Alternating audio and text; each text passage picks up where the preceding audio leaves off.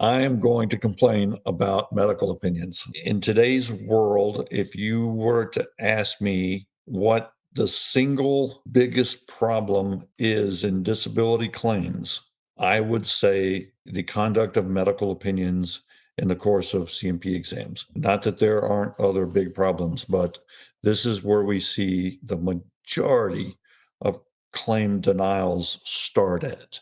And there's a lot of stuff out there that can make a medical opinion inadequate for rating. But no one is teaching this to those people that do the opinions. There are things that have been around for 30 years, as far as case law, things like that, that says if a medical opinion is premised on a certain thing, it is inadequate for rating. Yet we still see medical opinions premised on that same thing over and over and over and over. VA doesn't do quality reviews on medical opinions. It just blows my mind. They do quality reviews on exams, they do quality reviews on ratings, on authorizations, you name it, but they don't do quality reviews on medical opinions. And nobody in central office has taken the time to instruct these examiners to what the legal standards are to come up with an opinion adequate for rating. So I want to give you some examples. Stock language, and we're seeing this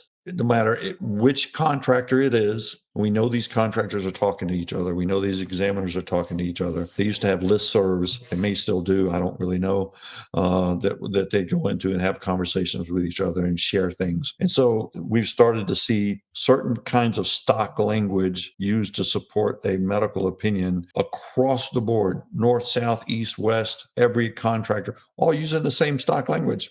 How's that happening when they work for different companies? One thing that we're seeing frequently is language saying that, let give an example, the car wreck that was discussed earlier. Vet files his claim for his neck, and it's been 20 years since that car wreck. And the examiner comes out and says it's less likely than not that that car wreck caused the veteran's neck condition. An intervening event is more likely the cause. Most of the time when you see language like that, there's no intervening event in the file. They're plucking something out of the air saying, I think there's something that happened to this vet, or possibly something happened to this vet, that's more likely the cause of his neck injury, neck disability, than that accident. Well, I can't point to it. I don't know what it is, but I think it exists somewhere. There's a possibility that something else happened at some point in his life that's not in the record that is probably the cause of that neck disability. Well, I'm sorry, that's not the way medical opinions work in VA. If you can't come up with a factual premise on which to base the medical opinion, it is inadequate every single time. Yet we see those all the time, and those are one of the things that we appeal usually to the board with. We make arguments at the local level, and sometimes they get corrected. Most of the time they get ignored. These are all sort of low-hanging fruit that central office could fix, in my opinion, in about a day. No evidence in the file of treatment for the disability that you're claiming. Again, that question about the neck disability in the car wreck is another perfect example here. That vet did not get treated for his neck pain while in service. So the examiner looks at that and goes, well, there's no evidence you got treated for that neck disability during service. Therefore, it's less likely the current neck disability is related to service. Well, I'm sorry, that's inadequate on its face every time also, because you can't base a negative opinion solely on the fact that you didn't get treated during service. And a car wreck is a perfect example of why. No continuity of treatment from the time of service or the accident, if you're talking about a specific event, till the current time frame. There's no such requirement for continuity of treatment. The requirement, to the extent that it exists, is continuity of symptoms. And continuity of symptoms can be shown by lots of different methods. It could be shown through a lay statement explaining how your neck has hurt off and on for the last 20 years. And you finally went to the doctor and you had arthritis and disc problems that had clearly been there for a long time. A lay statement or somebody else's lay statement could provide continuity of symptoms for a disability like that. So an examiner saying there's no continuity of treatment, that is inadequate every single time. Let's say you're dealing with an exposure-related disability, intestinal cancer, secondary to Agent Orange in Vietnam. If you're in Vietnam, you're presumed exposed to Agent Orange. Intestinal cancer is not a presumptive disability for Agent Orange purposes. But they're still supposed to seek a medical opinion. Just because there's no broad presumption doesn't mean your particular bout of intestinal cancer is not related to that Agent Orange exposure. They should still look at the facts, weigh the good and the bad, come out with a medical opinion. Is it as likely as not that that Agent Orange exposure caused that intestinal cancer? Most of the time, we see a negative opinion because that intestinal cancer is not on the presumptive list.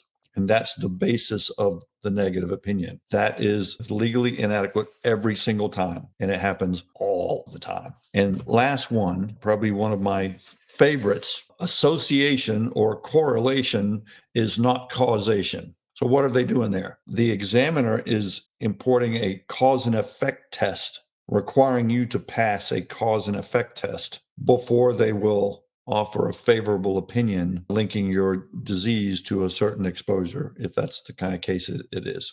That is unlawful every single time because there is no requirement that you pass a cause and effect test. Anytime you're dealing with cause and effect, that's a standard that exceeds the benefit of the doubt standard of service connection. The benefit of the doubt standard simply requires just as much evidence for as there is against.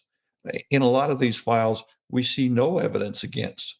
There might not be strong evidence for, but there's some evidence for. And they're supposed to weigh those facts. And when that evidence is equal to the positive, the veteran is supposed to get the benefit of the doubt. A cause and effect analysis is way higher than a benefit of the doubt. And one of the reasons you're never going to reach that level, usually you can't without human experimentation. And we're not supposed to experiment on human beings. If you look at all of the Agent Orange presumptions, none of them are based on cause and effect. They're based on a statistical association of the relationship between whatever the disability is and Agent Orange exposure.